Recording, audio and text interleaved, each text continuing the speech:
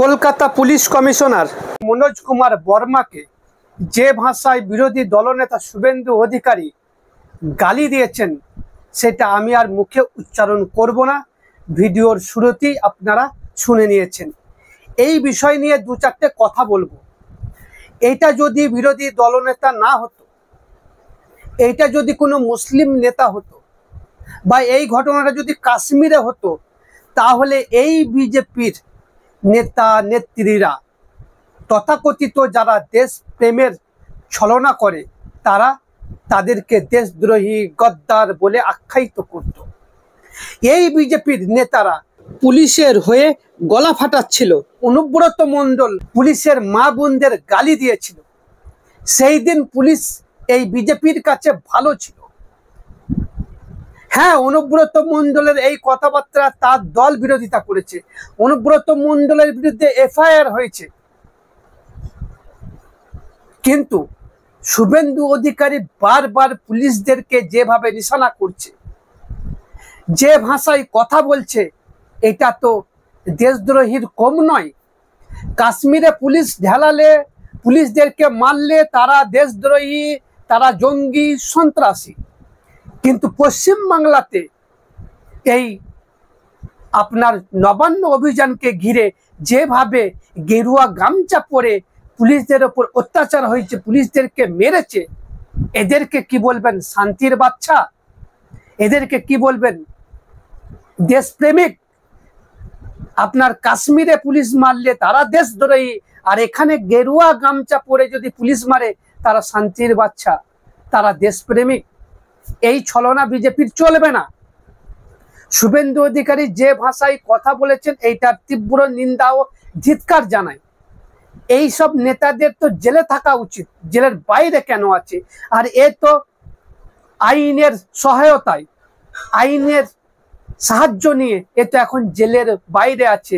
আইনের রক্ষা কবচ নিয়ে এ তো জেলের বাইরে আছে, আর লাগাতার পুলিশের বিরুদ্ধে গালিগালাজ করছে।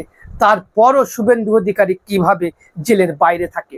এই ঘটনাটা যদি বিজেপি শাসিত রাজ্যে ঘটতো, তখন বলতো, দেখো পুলিশদেরকে গালি দিচ্ছে, এরা সব দেশদ্রোহী, এরা আইন মানে না। আর তোমরা গেরুয়া গামছা নিয়ে পুলিশদেরকে রাস্তায় মারছো, প্রাণে মারার চেষ্টা করছো, তোমরা কোন সূত্রে দেশপ্রেমিক হলে ভাই? এই প্রশ্নের উত্তর আছে এই তথাকথিত অন্ধভক্তদের কাছে, বিরোধী দলনেতার কাছে। এই নেই পুলিশদের যারা মা, বোন, বউ, তারা প্রেস কনফারেন্স করে প্রতিবাদ করলেন যে কেন রক্ষা কবচ নিয়ে বিরোধী দলনেতা লাগাতার পুলিশদের উপর আক্রমণ করবে, কেন পুলিশদেরকে এইভাবে মারা হবে, অত্যাচার করা হবে। চলুন পুলিশদের ফ্যামিলির সদস্যরা ঠিক কি বললেন শোনাবো আপনাদের। তার আগে একটাই অনুরোধ, ফেসবুকে দেখলে ফলো করুন, ইউটিউবে দেখলে সাবস্ক্রাইব করে পাশে থাকুন। কিভাবে এরা শান্তির বাচ্চা ও দেশপ্রেমিক হলো পুলিশ মেরে? যদি কাশ্মীরের পুলিশ মারার জন্য তারা দেশদ্রোহী হয়, তাহলে বাংলাতেও যারা গেরুয়া গামছা পরে পুলিশ মারছে তারাও দেশদ্রোহী। আপনারা কি বলেন? আপনাদের মতামত অবশ্যই কমেন্টে দিবেন। চলুন ভিডিওটা দেখতে থাকুন। এই যে 9 আগস্ট 25 যে নবান্ন অভিযানটা হলো, আমাদের যে বিরোধী দলনেতা যেভাবে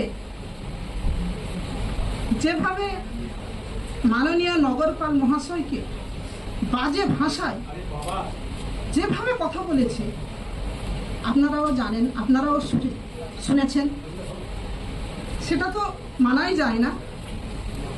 একজন আমাদের পুলিশ কর্মী ভাই প্রশান্ত পোদ্দারকে যেভাবে প্রাণে মেরে ফেলার চেষ্টা করেছে, তার জন্য তো আমরা ধিক্কার জানাই।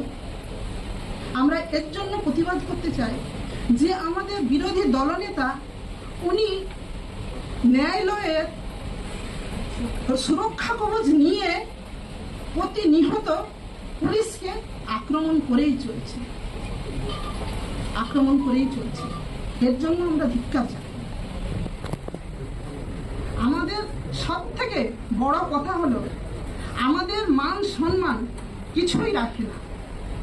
আমাদের ফ্যামিলির, আমার স্বামী, আমাদের ভাই, আমাদের ছোট ভাই বড় দাদা সবাই রাস্তায় প্রতিনিয়ত ডিউটি করছে, কেউ জুতো খুলে দেখাচ্ছে, ইউনিফর্ম পরা অবস্থা, কেউ খারাপ কথা বলছে, কেউ বলছে পুলিশ তোমার বউ বিক্রি করো, কেউ বলছে পুলিশ তোমার মা বিক্রি করো। এগুলো মেনে নেওয়া যায় না। তার জন্য আমরা প্রতিবাদ করার জন্য আপনাদেরকে ডেকেছি, আপনাদেরকে বলছি আপনারা আমাদের এই সমস্ত কথাবার্তাগুলো আপনারা পুরো পশ্চিমবঙ্গে সমস্ত মানুষের কাছে পৌঁছে দেওয়ার ব্যবস্থা করুন। আর সব থেকে বড় কথা আমি বারবার বলছি বিরোধী দলনেতার কথা। উনি প্রত্যেক সময় উনি সুরক্ষা কবচ নিয়ে বসে আছেন। উনি প্রত্যেক সময় আমাদের পুলিশ প্রশাসনকে আমাদের পুলিশ প্রশাসনকে উনি অপমান করে চলছেন। আপনারা জানেন, আপনাদের মাধ্যমে আমরা দেখেছি, আপনারাও শুনেছেন। এই জন্য আমরা West Bengal police, Kolkata police, আমরা পুরো ফ্যামিলি, এটা আমাদের পরিবার, আমরা তার জন্য এর প্রতিবাদ করছি।